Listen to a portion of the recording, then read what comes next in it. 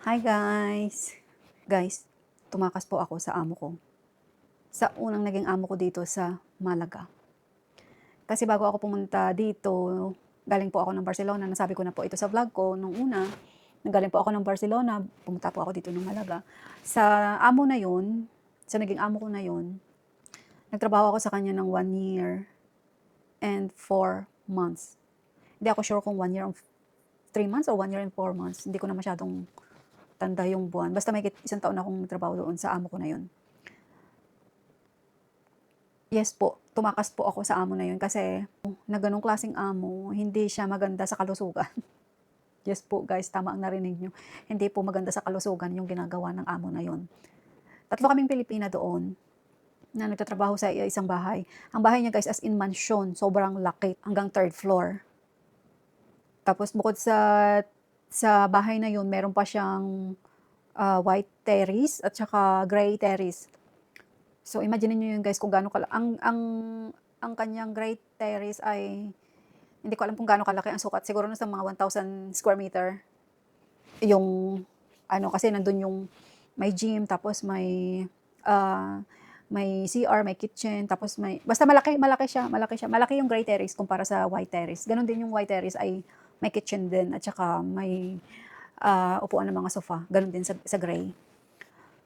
Tapos, hindi ko sana 'to i-share kaso lang gusto ko lang din i-share ito para malaman din ng mga tao na dito sa Spain guys, madami ang tumatakas dito sa mga amo. Lalo na kapag ang ibang amo na galing sa Middle East, pumupunta dito ng Espanya para magbakasyon, yung mga ibang kapwa ko Pilipino ay tumatakas din sa amo. Pero iba-iba po ang istorya ng bawat isa. Sa experience ko po, nandito na pa ako sa Malaga, tumakas ako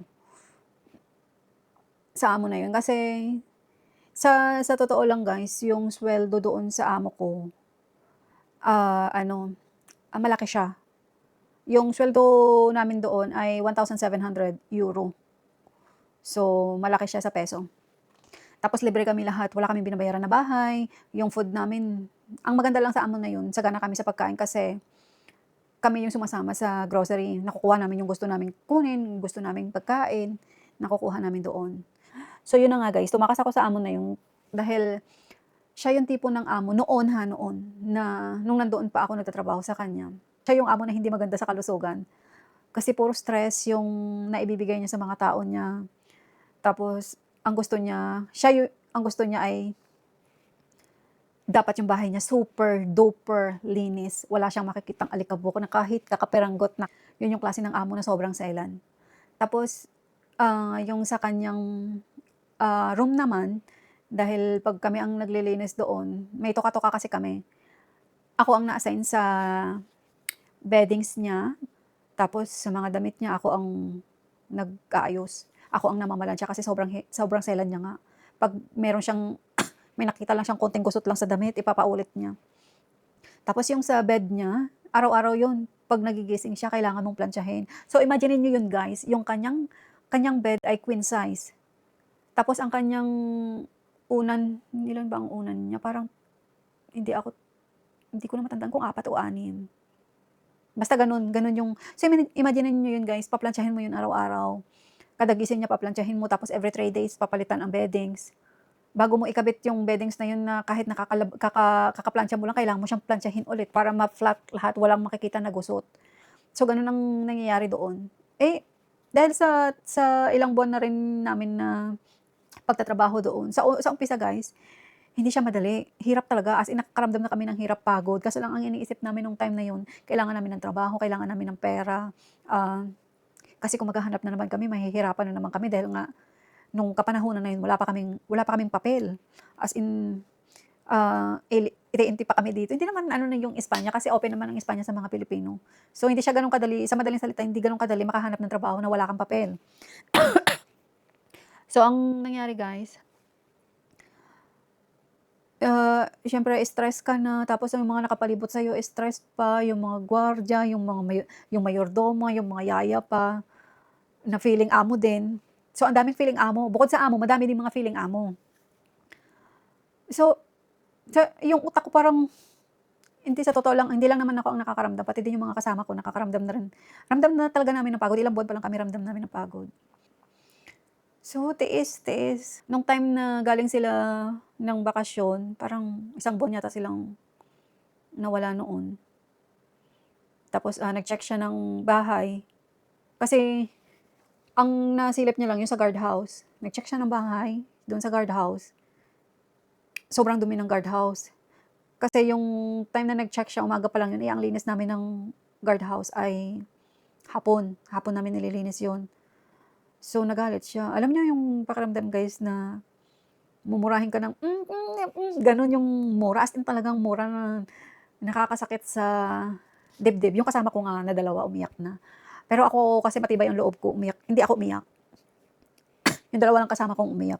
Kasi yung mumurahin ka na ng gano'n, na hindi na makatarungan, hindi na talaga siya makatarungan, porket siya ang nagpapasweldo sa'yo, so gano'n na lang ang mura niya. Tapos ang nangyari, gano'n na, nag-i-stay na siya diyan sa bahay niya diyan sa Sagaleta. Tapos panay pa bisita, basta ang daming ganap. So na-stress na ako, tapos sabi ko sa mga kasamahan ko, maghanap ako ng ibang amo na, ah, napapasukan ko kahit hindi gano'n kalaki ang sweldo, basta maano yung utak, ma-refresh ang utak ba, yung hindi ka mumurahin, hindi ka anuhin. Pero wala din naman nakakaalam kung ang malilipatan mo baka mamaya mas worse pa, pero naglakas loob talaga ako na maghanap ng, bagong amo. So nung start nung February na yun, af no, hindi pala February, January. Nag-start nung January, noong 2024, oo, January 2024, sabi na ako sa mga kasama ko na maghahanap ako ng bagong amo kasi hindi ko kakayanin, mamamatay ako dito sa stress. Doon sa amo ko mamamatay ako sa stress, sabi ko sa mga kasama ko. Gano'n din naman ang mga kasama ko, kaso lang mga kasama ko, wala pa kasi silang nahahanap na malilipatan. Tsaka ang gusto kasi nila once na maghanap sila ng amo, same din ang sahod na sinasahod doon. Sabi ko sa kanila, sabi ko kahit kahit magsahod na lang ako ng 1,415 okey na sa akin. Basta ba'y malaya, sabi ko. Ta's yun nga, naghanap na kami hanggang sa nakailang interview din ako, parang dalawa, bago itong amo ko, pangatlo itong amo ko, eh. Yung una kong na-interview, ang offer naman sa akin ay minimum lang. Tapos dalawa yung bata, sabi ko hindi ko ano ang bata, hindi ibang anak ng amo or yung anak ng amo, hindi ko talaga ano yun, hindi ko gusto mag-alaga ng bata ng iba. Kasi ang point ko sa sarili ko, hindi ko nga naalagaan yung anak ko, mag-aalaga ako ng ibang bata. Yun yung ano ko sa sarili ko, kaya eke sa akin yung gano'n. Kaya naghanap ako ng walang bata. Tapos yung sa pangalawang interview ko din, may dalawang bata din. Sabi ko, "Ha?" Tapos ang sabi nung amo na yun, sabi niya yung anak niya hindi naman daw makulit. Hindi makulit, nasa 2 years old pa lang yata yun. Yun yung kasagsagan ng kakulitan, 2 taon. Sabi ko, "Hindi." Tapos ang offer niya sa'kin €1,000 lang, mas bababa pa. Sabi ko, "Hindi, ayoko." Kaya sabi ko, mag-stay na lang muna ako sa amo ko, kahit na-stress na mag-stay na lang ako. Hanggang sa nag-uusap kami kasi meron din kaming mga kasamahan na gardener doon. Yung gardener na yun, ano siya, Latino siya. Ta's na-open ko nga sa kanya na, hanap ako ng ibang amo kasi stress na, tapos alam niya ang sitwasyon namin. Kasi siya gano'n din naman ang nangyayari sa kanya, stress din siya. So ang nangyari, sabi niya sa akin, may kakilala siyang agency na binigay niya kinontak niya yung agency na yun yung itong amo ko ngayon. Yung kaibigan kong Latino yung kasamahan kong Latino ang nagbigay sa agency na yun. So binigay niya yung number, in-interview ako nung agency. Tapos ito na nga, binigay niya yung number ko dito sa amo ko ngayon. Nag-usap kami ng amo ko, tapos sabi ng amo, yun na kailangan niya. So ayun na, kailangan niya. Di nag-ano, sabi nung agency sa akin, kakausapin niya daw itong amo. Tapos ang sabi ko doon sa agency, yung paga namin ay full. So kung ang sweldo namin ay 1,700 doon sa Sagaleta, yung sweldo namin 1,700, so magiging doble siya, magiging 3,400 siya, euro. Every 6 months yun. Bale 2 beses kaming nakakatanggap ng gano'n sa loob ng 1 taon. So nadodoble yung sweldo namin. Bale ano, every June ng katapusan at saka December binibigay. So ayun na nga guys, yung nangyari, tumakas nga ako doon. Alam niyo ba guys, nung nagbigay na ako ng resignation doon sa amo na yun, ah, ang bigay kasi ng resignation dito ay 2 weeks lang talaga. So, nagbigay ako ng resignation, sabi ng amo, "Maghanap ka ng kapalit mo kasi hindi mo puwedeng iwan ang dalawa dito na wala kang kapalit." So, edi naghanap ako, nakailang trial sila, walang may nagustuhan sa una at saka pangalawa. Yung pangatlong trial, hindi ko na matandaan kung ilang pang trial yun, si Jo din ang pangalan. Ilongga din siya. Tapos sabi yun siya ang natanggap kasi anong time na yun nahirapan din siya maghanap ng trabaho dahil nga, yun nga, kagaya nga ng sinabi ko na mahirap maghanap dito ng wala kang papel. Eh, ayun, nag-ano siya doon, nag-stay siya doon sa natanggap pala siya doon sa pag-trial niya dahil nakita na maayos yung kanyang linis. Eh, ang nangyari, mga ilang days pa lang nag-message na itong amo ko na dapat daw makaalis na ako makaalis na ako bago mag 15 days or 15 days sakto. Eh, ang nangyari sa sitwasyon ko guys, walang tumatagal na nagta-trial doon kasi sabi nung mga nakapagtrabaho doon, nag-trial ng trabaho doon. Grabe, ang sabi nila, "Grabe naman ang amo na 'to, kung anong tinrabaho mo kahapon yun din ang uulitin mo ngayon?" So ayun, yun ang nangyari. Tapos yun nga yung si Jo, yung Ilongga yung last na nag-trial doon. Kasi nung time na yun aalis na ako. Tapos sabi sabi niya sa akin, kasi okey na siya sa amo. So ayun na, ang ang nangyari nung time na yun, time na paalis na ako, nagdesisyon itong si Jo na hindi na siya magtatrabaho. So ako naman natagalit kasi siya trial pa lang, hindi pa siya talagang final. Kasi nga ang problema niya rin gano'n paulit-ulit ang trabaho. Kailangan mo linisin mo kahapon, linisin mo ulit pagka kinabukasan. So gano'n ang routine araw-araw. Sabi niya sa'kin, "Day, alis na ako," sabi niyang gano'n sa akin. Sabi ko, "Hala, papaano ako makakaalis nito kung ano." Tapos nagsabi na siya doon sa amo. Sabi ko, "Patay." Tapos nung time na nagtangka pa akong umalis sa ano na yun ha, wala pa yun. Nagtangka pa ako umalis doon sa amo na yun sa bahay ng amo ko na yun ng umaga, sabi ko sasabay ako sa gwardiya. Kasi nga itong si Jo nagbago ang isip, sabi ko tatakas na lang ako, hindi na ako magpapaalam na aalis, sasabay ako sa gwardiya. Itong mga gwardiya hindi ako pinaalis dahil nga daw hindi ko pa raw day off, bakit ako daw aalis. So nalaman ng amo namin kasi nung time na yun wala yung amo namin, tinawagan ako ng amo ko. Sabi ng amo ko, "Hindi ka puwedeng umalis ng wala kang kapalit." Tapos galit siya, sabi niya, "Sino ang nagbigay sa'yo ng agency? Ibigay mo sa'kin ang agency dahil ire-report ko 'yan." Sabi ko, 'Pag binigay ko ang agency sa kanya baka siya pa ang ma-report kasi nagtatanggap siya ng mga walang papel, lahat ng mga nagtatrabaho sa kanya walang papel, pati ang mga gwardiya mga walang papel." Oh, ang nangyari, na-stress na ako, wala na akong ganang magtrabaho, sabi ko, Diyos me, tapos nag-pray ako, sabi ko, "Lord," sabi ko, "Kung para talaga sa akin 'to, ikaw na bahala, kung hindi, ipagpe-pray ko na lang na kung magtutuloy ako dito or aalis na lang talaga." Pero sa totoo lang guys, may ticket na ako nung time na sobrang stress ako sa amo ko, may ticket na ako pauwi ng Pilipinas ha. Kasi nga, dahil nga stress na talaga, as in hindi na maka-function yung katawan mo sa trabaho dahil nga sa stress. Bumili na ako ng ticket, nag-book na ako ng ticket, sabi ko sa mga kasama ko, "May ipon at wala, uuwi ako," sabi ko. "Bahala na, hindi na ako mag-aano." Pero ang galing ni Lord gumawa ng, way. Kasi dahil nga nung nagpaalam na si John na aalis, nagsabi itong kapatid ng amo namin, kasi yung kapatid ng amo namin nagtatrabaho din sa kanya. So nagsabi siya sa amin na mag-i-empadron daw ulit kami. Alam niyo ba guys, nung time na yun lagpas na yung hindi pa binibigay yung sweldo namin. So lagpas na siya sa, ang tawag dito, sa date ng sweldo namin.